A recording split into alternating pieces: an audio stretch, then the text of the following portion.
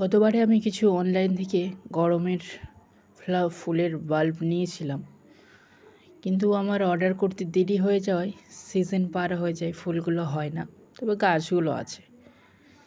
শীতকালে যাতে এই সমস্যাটা না হয় সেই কারণে আমি এবছর শীতের ফুলের বাল্ব আগে থেকেই অর্ডার দিয়ে দিয়েছি।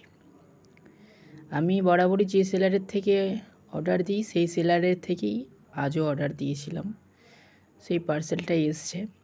এটা হচ্ছে দীপক কুমার আর গাজিয়াবাদের সেলার, ওখান থেকেই কুরিয়ারে করে বাল্বগুলো পাঠাই। তো ওনার বাল্ব খুবই সুন্দর, সেই কারণে আমি প্রতিবারে ওনার থেকেই এই ফুলের বাল্বগুলো নিই। দেখা যাক এবারে যে ফুলের বাল্বগুলো পাঠিয়েছে তার কন্ডিশন কেমন আছে।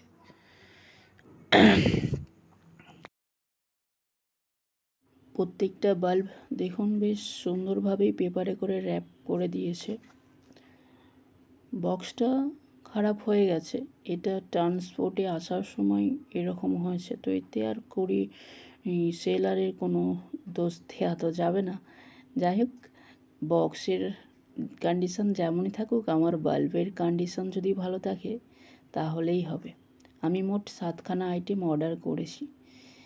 শীত আসার আগে ওই সেলারের কাছে আরও যদি কিছু ভালো কালেকশান আসে তাহলে আমি আবারও অর্ডার দেব। আপাতত আমি যেগুলো অর্ডার করেছি সেগুলোই আপনাদের সাথে শেয়ার করি। প্রথমে যেটা আছে সেইটা হলো ফ্রেশিয়া আপনার একটা খুব সুন্দর সুগন্ধযুক্ত ফুল। এর আমি 10খানা বাল্ব অর্ডার দিয়েছিলাম। এটা একটা কম্বো প্যাক ছিল মিক্স কালারে। ফ্রেশিয়া খুব সুন্দর একটা ফুল, কালারফুল, এবং এর একটি খুব সুন্দর সুগন্ধ হয়। তো আমি প্রথমবার এগুলোকে ট্রাই করছি আমার বাগানে, তো কেমন কি রেজাল্ট হয় সেগুলো অবশ্যই আপনাদের সাথে শেয়ার করব। ফুলের বাল্বই কিন্তু দেখুন খুব সুন্দর, হেলদি। ফ্রেশিয়া মাল্টিপ্লাই হয়, তো আপনার কাছে যদি এগুলো একটা করে থাকে তাহলেই ধীরে ধীরে আপনার অনেক গাছ হয়ে যাবে। পরবর্তী দেখা যাক এই বাল্বটার মধ্যে কি আছে। এটা হচ্ছে আপনার মাউথ প্রেটিয়া। এর বাল্বগুলো অনেকটা ছোট, বাট এর ছোট ছোট বাল্বেই ফুল আসে, আবার এই ছোট বাল্বগুলোতেই মাল্টিপ্লাই হয়ে আবার নতুন বাল্ব হয়। ফুলগুলো কেমন হবে তার ছবিগুলো আপনার উপরে আমি স্ক্রিনে দিয়ে দিচ্ছি। প্রত্যেকটা গাছই কিন্তু আমার কাছে খুবই নতুন। পরবর্তী যেটা আমাদের কাছে যে ফ্লাওয়ারিং বাল্বটা আছে সেটা হলো এক্সিয়ার বাল্বটা দেখতে অনেকটা গ্লাডুলাসের মতন, বাট এগুলো কিন্তু অন্যটা গাছ। এর ফুলগুলো খুব সুন্দর। আমি 3টে কালার অর্ডার দিয়েছি, একটা একটা করে 3 রকমের কালার। এক্সিয়ার ফ্লাওয়ার অনেকটাই রজনীগন্ধার মতনই। তো প্রত্যেকটা বাল্ব আমার কাছে নতুন একটা এক্সপিরিয়েন্স দেবে, তো আমি এবছর তাদেরকে গ্রো করব। এরপরে যেটা হলো সেটা হলো অ্যাসফ্যারাক্সিসও দেখুন একটা ছোট্ট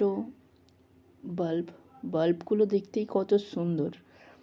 এই গাছগুলো আমি এই প্রথমবার লাগাচ্ছি, তো কেমন হয় অবশ্যই আপনাদের সাথে শেয়ার করব। এটা হলো চিনচিরিঞ্চিও দেখুন পুরো রজনীগন্ধার মতনই, স্টিক ওঠে, ফুল হয়, কালারটাও সেরকমই, স্মেল নেই, এতটুকুই ফারাক হবে।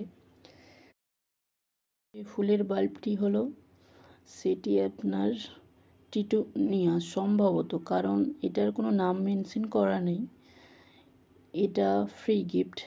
এই সেলার প্রত্যেক তার কাস্টমারকে একটি করে ফ্রি গিফট দেয়, তো এটা সম্ভবত টিটুনিয়ার প্লান্ট, এটা আমার ফ্রি গিফট। যাই হোক, বাল্বের কন্ডিশন খুবই ভালো।